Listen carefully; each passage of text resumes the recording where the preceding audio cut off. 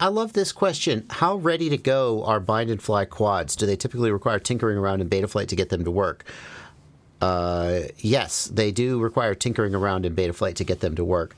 You get a bind and fly. Back in the day when you had bind and fly planes, you would get the plane. The plane would come with the receiver pre-installed, and there wasn't a flight controller. So you would just bind it to your receiver. And then it was still a little bit of a misnomer to call it a bind and fly, because you would bind it to your receiver, but you would still want to check your channel mapping. You would want to check your your endpoints and so forth. There's still some basic checks you needed to do, but especially if you were buying bind and flies, you had a Spectrum radio, you're buying a Spectrum or a Horizon Hobby bind and fly. They were made to work together. It was pretty much just bind it and go take off and fly. With multi-rotors, it's not that simple.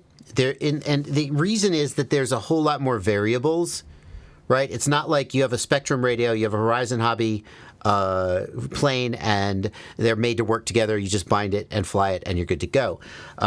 Like if you buy and I know some people out there hate it when I say anything nice about Rotor Riot, but there you go.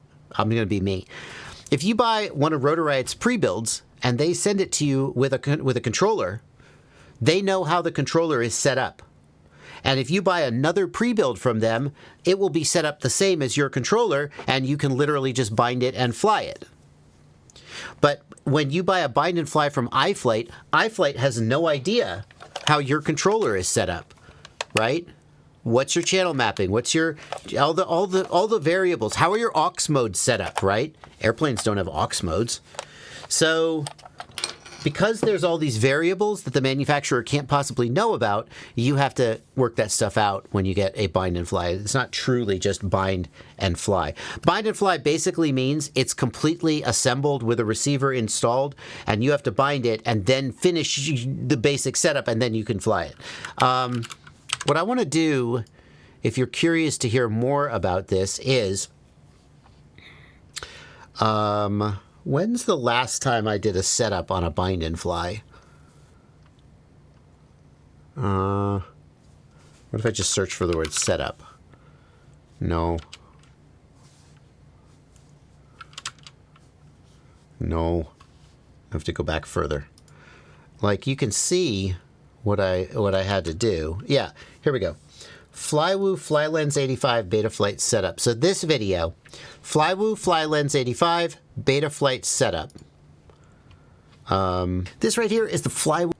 If you go to this video, you can see all of the things that I did between getting this bind and fly and actually taking it out and flying it. Okay?